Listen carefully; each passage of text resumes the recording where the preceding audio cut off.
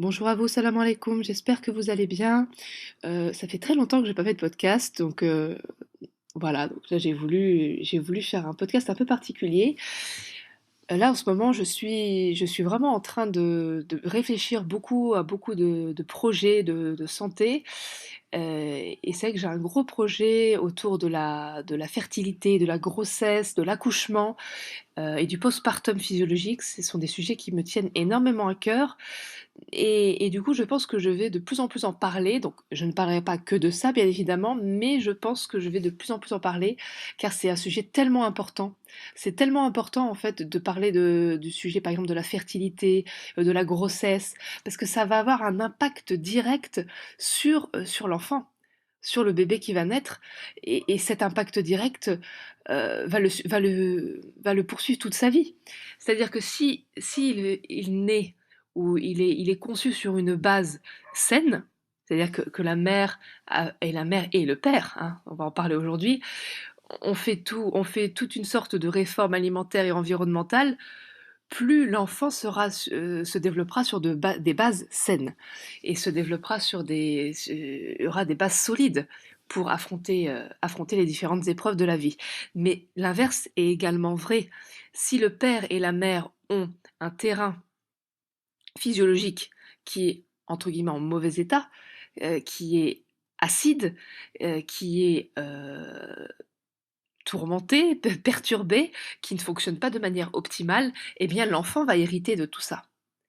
L'enfant va hériter de tout ça. Et particulièrement, il va l'hériter de la mère, tout ce qui va être microbiote intestinal, que tout ce qui va être état de l'intestin en fait, est directement hérité de la mère. Donc si la mère a une microbiote intestinale en mauvais état, une dysbiose intestinale, beaucoup de fermentation, des bactéries, très peu de bactéries différentes, toujours les mêmes bactéries qui reviennent, etc., une richesse bactérienne moindre, eh bien l'enfant va hériter de tout ça.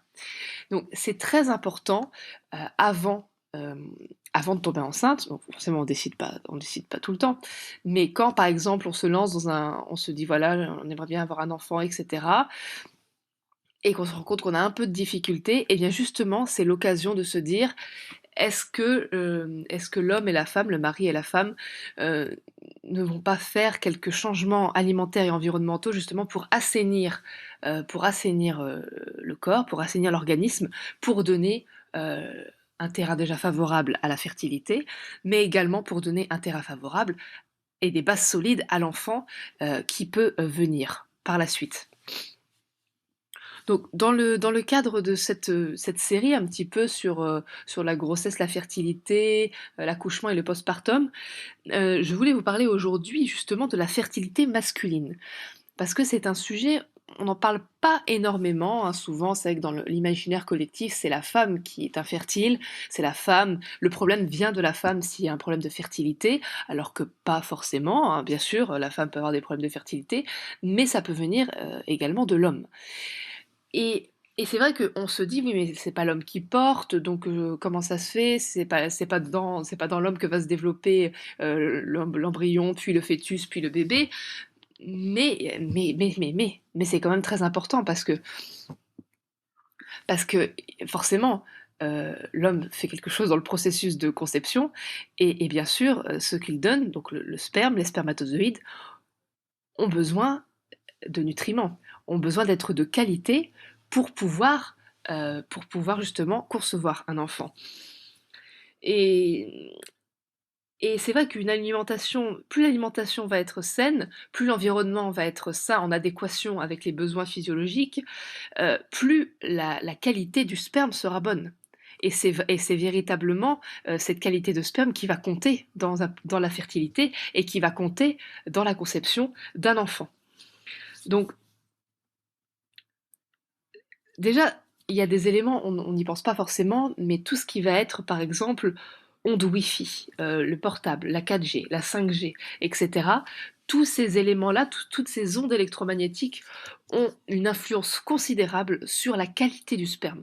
Donc si la qualité du sperme diminue, si les spermatozoïdes n'ont pas assez de vitalité, etc., sont troublés par ces ondes électromagnétiques, eh bien, il y a de fortes chances qu'il y ait des problèmes d'infertilité, il y ait des problèmes de fertilité par la suite. Donc ça, c'est quelque chose à prendre évidemment en compte.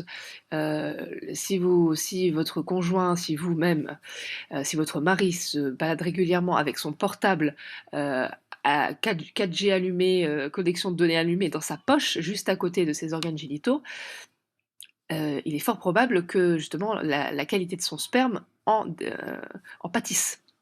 Et ça, il faut faire vraiment très très attention.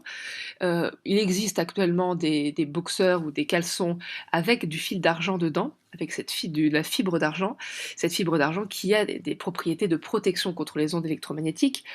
Mais l'un des meilleurs moyens est encore de ne pas, voilà, de ne pas trop rapprocher le téléphone de cette partie-là. L'ordinateur, pareil, quand on prend l'ordinateur sur nos genoux et c'est directement sur cette zone-là, voilà, c'est sûr que ça a un impact sur la fertilité et sur la qualité du sperme, donc il faut être vigilant, il faut faire très attention à ça.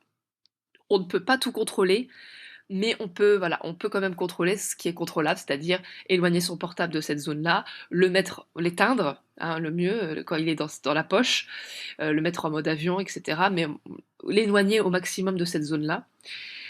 Pareil pour les ondes Wi-Fi, etc. Également, tout ce qui va être perturbateur endocrinien dans les cosmétiques, dans l'alimentation, dans les pesticides, etc. Les perturbateurs endocriniens, donc rapport avec les hormones, donc les perturbateurs endocriniens ont un impact direct sur la qualité du sperme et des spermatozoïdes. Et ça, pareil, c'est très très important, d'où l'importance de faire attention à ce qu'on mange, de faire attention à l'environnement dans lequel on est. À côté de chez nous, nous avons un champ où ils font des épandages de pesticides, on est quand même directement impacté par les pesticides et par les perturbateurs endocriniens qu'elles contiennent. Également dans les légumes qu'on consomme au quotidien, si ce sont des légumes justement qui ne sont pas locales, enfin en tout cas qui n'ont pas subi de traitement, ce sera toujours mieux pour la qualité du sperme du mari. Également, il va y avoir des plantes également pour revitaliser un peu et pour donner plus de qualité au sperme, notamment l'ashwagandha. L'ashwagandha est une plante adaptogène qui peut être très salutaire pour les hommes, pour la fertilité masculine. Bon, il y en a d'autres également, mais je retiendrai principalement l'ashwagandha, donc forcément renseignez-vous avant de consommer cette plante, mais c'est une plante adaptogène qui peut être très très bénéfique, surtout pour les hommes, hein, surtout pour la fertilité masculine. Donc voilà ce que je voulais dire pour aujourd'hui. C'est très très important. C'est très très important d'avoir conscience de ça, messieurs, quand votre épouse essaye d'avoir un enfant, quand vous essayez d'avoir un enfant, et que votre épouse justement n'y arrive pas, ne tombe pas enceinte, ce n'est pas que de sa faute, entre guillemets, le problème ne vient pas que d'elle. En général, le problème vient des deux, parfois le problème ne vient que du mari. C'est-à-dire que justement, la qualité du sperme n'est pas au rendez-vous, et de petites modifications, même de grosses modifications, dans le mode de vie, via l'alimentation et l'environnement qui l'entoure, peut avoir un impact considérable. Et je peux vous assurer que les ondes Wi-Fi, la 4G, les pesticides et l'alimentation trop consistante, trop chargée en produits surtransformés, industrialisés, ils sont pour beaucoup dans tous les problèmes de fertilité qu'on rencontre depuis à peu près une trentaine d'années. Donc voilà, j'espère que ce podcast vous aura plu sur la fertilité masculine. C'est le premier d'une série qui va se situer autour de la grossesse. Si vous avez aimé cette vidéo, n'hésitez pas à la liker, ça me donne plus de visibilité. Ensuite, n'hésitez pas à vous abonner à cette chaîne, Vivons Physiologique Podcast, si ce n'est pas déjà fait. Et n'hésitez pas à lire la description sous cette vidéo, vous avez la possibilité d'avoir accès à tout un tas d'options gratuites, de vidéos gratuites, donc n'hésitez pas. Et je vous dis à très bientôt pour un nouveau podcast.